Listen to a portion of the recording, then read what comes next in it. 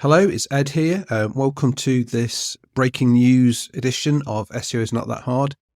This is a out of sequence podcast today because there's been some breaking news, and that is that a whole load of internal Google search API documentation has been leaked onto the internet.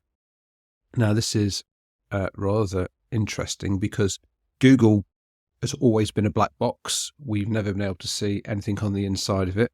We can only ever work out from the sort of the information that Google let out themselves, and then from experience of our own SEO efforts as to what does and doesn't work. And we've always had to trust what Google tell us, and plenty of times there's been some misinformation. We all know that. Now this document leak was put out on Twitter today by Rand Fishkin, and he also published a write-up of what he found on it, and also a guy called Mike King from iPullRank. Rand had shared these documents with Mike over the weekend, and he has also put out a write-up and also links to the actual API documents themselves. Now, this is really early days. I've only spent maybe a couple of hours looking at this myself. So there's still loads more to learn of this, but I wanted to break the news that these documents are now available. I will put links in the show notes to Rand's write-up of it, to Mike's write-up of it, and also to where you can actually find the docs. Headline takeaways, though, which have come out from it, which are quite interesting. First one is click data. There is lots of reference to how Google use data on click interactions from the search results. For example, whether people are pogo sticking, and that is they're jumping from search results to web pages and then back to the search results, and how that can interact and have an effect on rankings. There's lots of data about Chrome click streams, and that's how Google takes actual real-time user data from how you use Chrome, and how billions of people worldwide use Chrome to sort of surf the web, and what they're actually clicking on, how long they're spending on pages and things like that. There's lots in there about that. That's very interesting. How Google are using click data for link weighting. Now, this is a really, really interesting one. Apparently, Google, they put it, let me just check here. Yeah, so they classify their link indexes into three buckets, three tiers: low, medium, and high quality. And they use click data to work out which link graph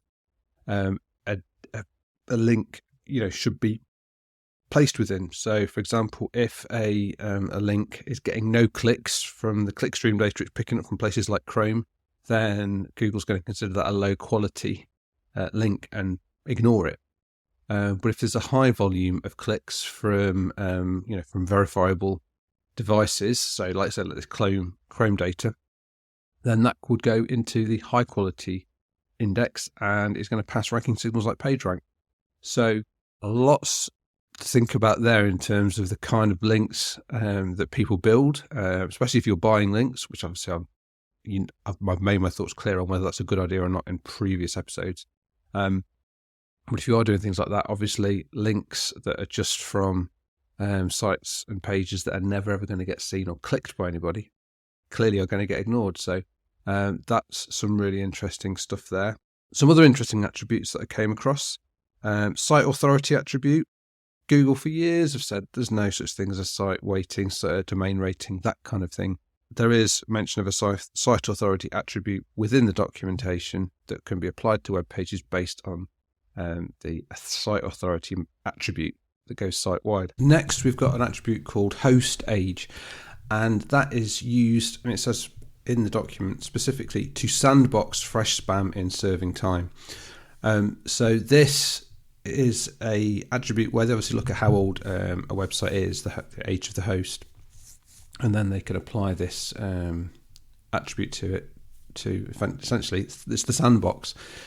I know there's a lot of it's one of those topics that people have argued for and against a lot over time, but clearly there is some kind of sandboxing in there. Now, whether it applies for what length of time it applies, we don't know. How they decide if they're going to apply it, we don't know. I mean, there might be ways out of that. For example, if a site gets a good number of links when it's brand new from authoritative sources, it might bypass this sandbox filter, but there definitely is something in there called host age.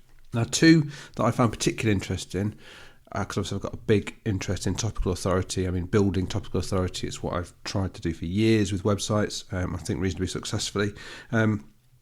There's two attributes in there. First one is called site focus score, and this is how much a site is focused on one topic. So obviously Google is looking at sites and trying to work out, is this a generalist site? Is it on one topic? What range of topics is it on? So they've got that site focus score.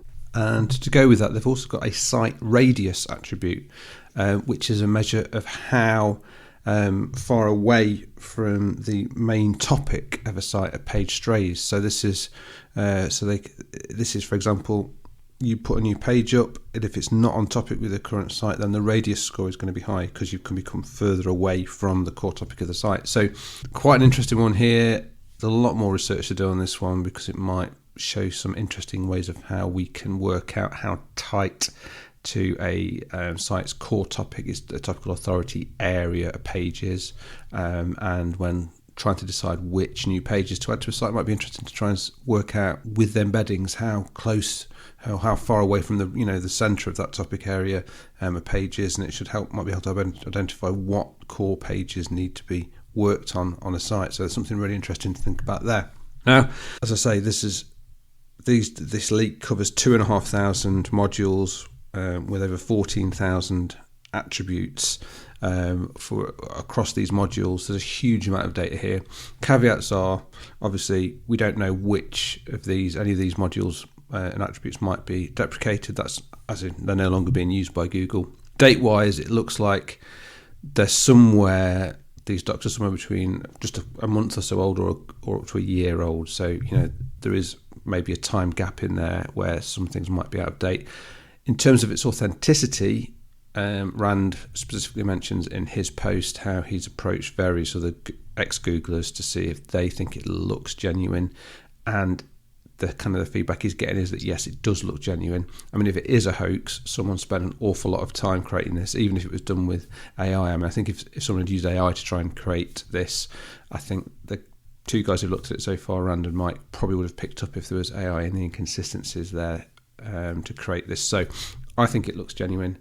Ex-Googlers think it looks genuine, so it does look genuine. But yeah, obviously the caveats are we don't know what isn't there. We don't know what's deprecated. Again, with all of these things, there is no further detail on the various importance of different things. So while it definitely clears up some questions that people have had for many years over what does and doesn't, or has and hasn't been included, it definitely gives lots of information around there. I suspect there's going to be a lot of research and analysis done by lots of people on this. There's going to be loads more coming out, so there's going to be lots to watch here. But I just wanted to get it out quickly, get it shared so you can take a look yourself. I'd love to hear everyone's thoughts, interesting things you find. Just get in touch in the usual ways. And yeah, hope it's useful, and good luck reading into it.